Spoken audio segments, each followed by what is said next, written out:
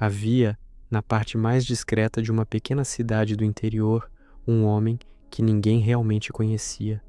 Chamava-se José, e sua figura franzina caminhava todos os dias pela rua principal, sempre com o mesmo casaco desgastado, já sem cor definida, e um olhar permanente de cansaço.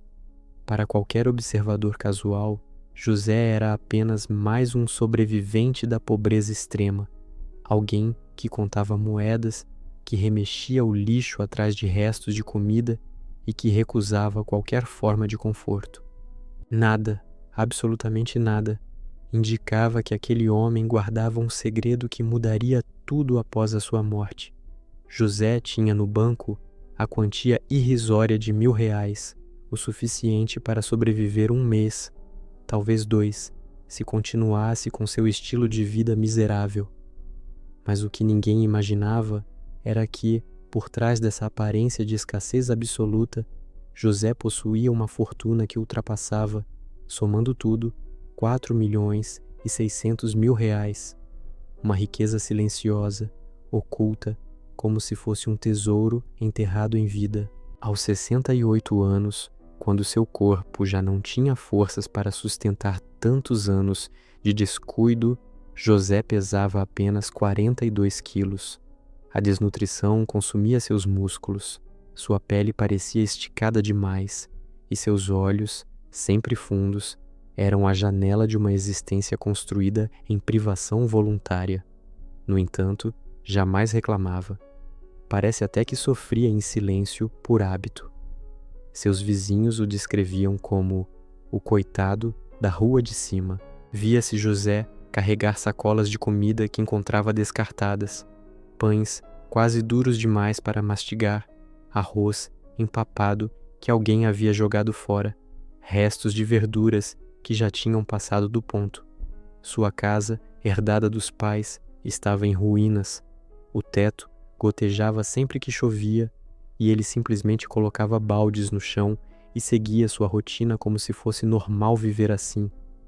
A energia elétrica havia sido cortada anos antes, não porque ele não tivesse condições de pagar, mas porque, para José, gastar dinheiro era quase um pecado.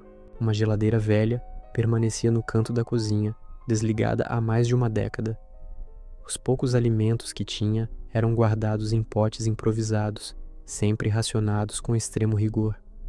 Uma refeição típica consistia em arroz requentado e um único ovo, às vezes nem isso.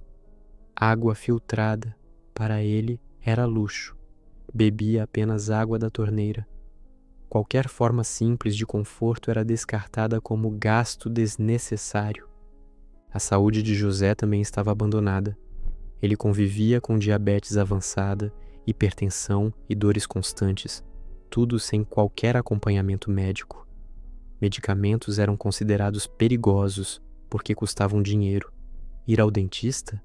Algo impensável. Cada gasto representava, em sua mente, uma ameaça ao futuro, uma ameaça que ele temia desde criança. Apenas uma pessoa, Dona Maria, sua vizinha de 59 anos, via em José alguém além do miserável silencioso. Tocada pela compaixão, ela levava alimentos preparados por ela mesma 2 vezes por semana. José aceitava, embora sempre com vergonha, murmurando um obrigado quase inaudível. Na última semana de sua vida, o inevitável aconteceu. José desmaiou na rua, caindo como uma folha murcha empurrada pelo vento. A população chamou uma ambulância e ele foi levado ao hospital público mais próximo. Os médicos ficaram chocados com o estado dele: desnutrição severa, diabetes completamente fora de controle e múltiplas infecções que se espalhavam sem resistência. Mesmo diante da gravidade, José recusou o tratamento. Não tenho dinheiro para isso, repetia, quase em desespero. Os profissionais explicaram que era gratuito, que ele precisava aceitar ajuda, mas José apenas balançava a cabeça, insistindo que não poderia arcar com remédios futuros. 3 dias depois, em pleno silêncio hospitalar, o corpo fragilizado de José não resistiu. A morte de José poderia ter sido apenas mais uma entre tantas, Mas algo mudou tudo: o seu testamento.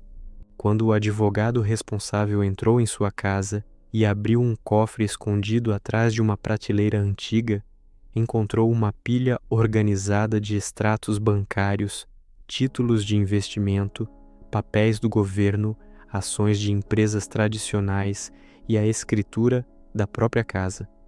Somando tudo, o patrimônio ultrapassava 4.600.000 reais. A notícia correu como fogo em palha seca. A cidade inteira se espantou ao descobrir que o homem que vivia como um indigente era, na verdade, um milionário. Dona Maria, ao receber a notícia, desmaiou de susto.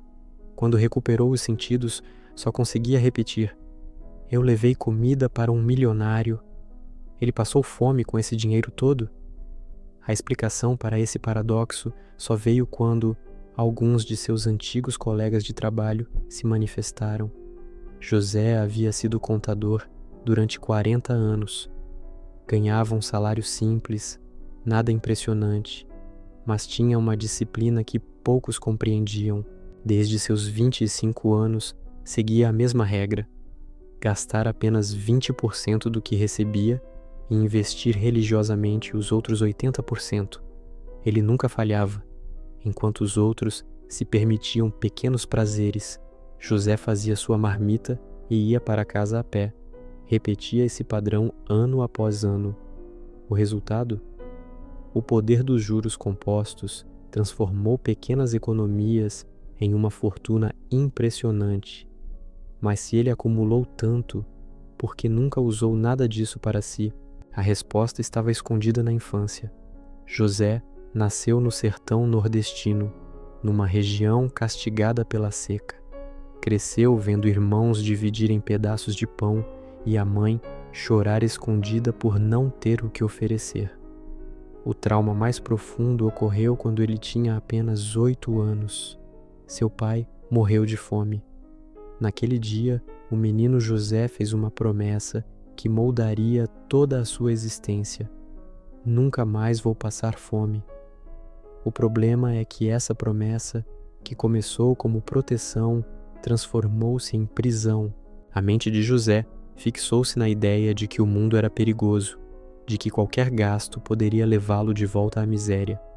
Mesmo quando se tornou um homem rico, internamente José continuava sendo o menino faminto do sertão. Sua mente vivia em permanente modo de sobrevivência.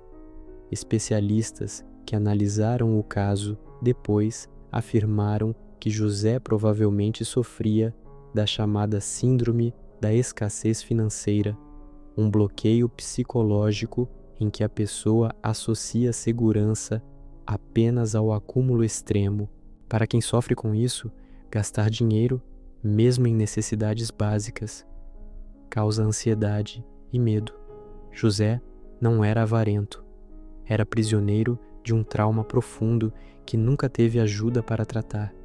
Casos semelhantes existem em várias partes do mundo.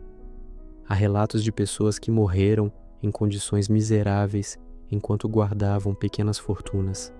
Algumas, como minimalistas conscientes, escolhem viver com pouco. Outras, porém, como José, são vítimas de feridas emocionais que controlam cada decisão. A história de José levanta uma questão importante: como está a sua relação com o dinheiro? Você vive com equilíbrio ou deixa o medo comandar suas escolhas? Você se permite algum conforto ou se culpa por cada pequeno gasto? Você investe pensando no futuro, mas esquece de viver o presente? A verdade é que dinheiro é uma ferramenta, não um escudo psicológico. Serve para garantir segurança, sim, mas também para permitir que a vida seja vivida com dignidade e alegria. Guardar tudo e viver nada é tão desastroso quanto gastar tudo sem pensar. Se você sente um aperto no peito sempre que precisa gastar, mesmo com algo necessário, talvez seja a hora de rever crenças antigas. Um pequeno exercício pode ajudar. Conceda a si mesmo algo simples, como um café especial ou um livro que você sempre quis. Permita-se sentir que isso não ameaça sua segurança. Pelo contrário, nutre sua vida. José morreu cercado por milhões, mas não viveu o suficiente para desfrutar de um único pedaço de paz.